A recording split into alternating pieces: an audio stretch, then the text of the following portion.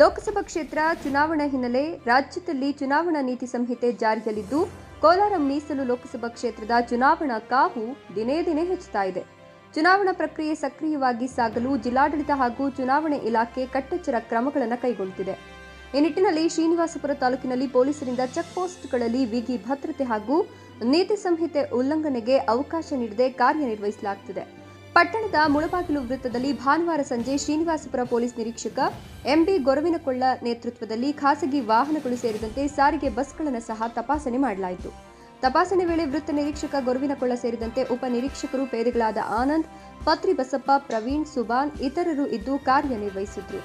ವರದಿ ಶಿವಪ್ರಸಾದ್, ಶ್ರೀನಿವಾಸಪುರ.